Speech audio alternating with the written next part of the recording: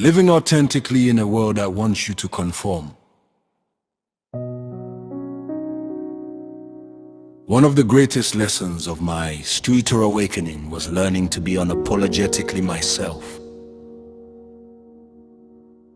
Before my awakening, many people knew me primarily as a comedian. As my consciousness expanded, I began sharing deeper spiritual insights, personal experiences, and perspectives that were transforming my life. My intention was simple: to share what I was learning in the hope that it might help others. The response was not always encouraging. Some people mocked me. Others said I had become too spiritual or too sensitive. Many who followed me for comedy could not understand the new direction I was taking. Engagement dropped. People unfollowed. And for a long time it felt as though I was speaking to an audience that no longer wanted to listen.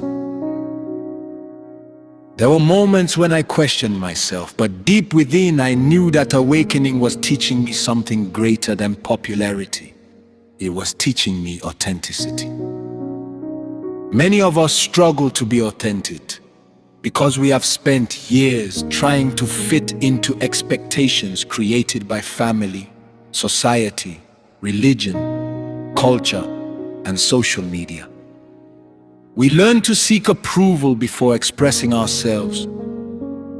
We become afraid of standing out, speaking differently, thinking differently, or walking a path that others do not understand. In many Nigerian homes, children are taught the importance of respect and belonging, but sometimes this can unintentionally create a fear of self-expression. We learn to ask, what will people say, before asking, what feels true to me? The influence of modern media has added another layer. Many people grow up believing they must sound foreign, look foreign, think foreign, or behave like someone else to be accepted without realizing it. They begin to imitate rather than discover themselves. My journey taught me that authenticity begins with embracing what makes you unique. I am Igbo. My accent is Igbo. My experiences are Igbo.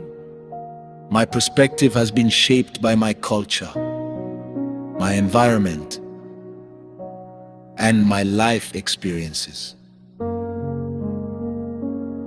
I remember one of my viral videos, The Matrix Explained, where I played God using my natural Igbo accent. Some people laughed at the way I spoke.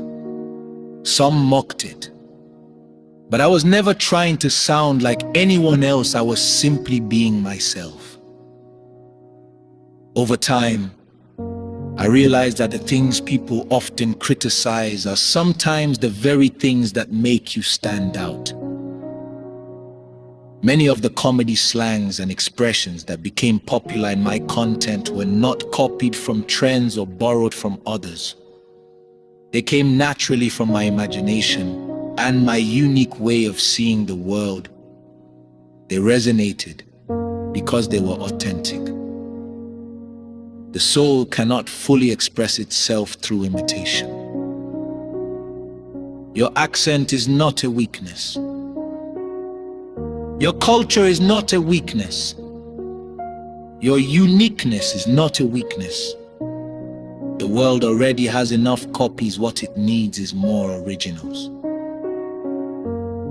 Spiritual awakening ultimately brings us back to ourselves, not the version shaped by fear, expectations, or the need for approval, but the version that existed before the world told us who we should be.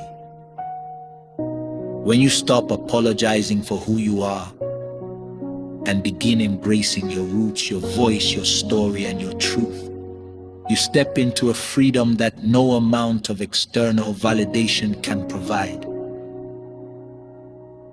Authenticity is not about becoming someone new. It is about remembering who you have always been.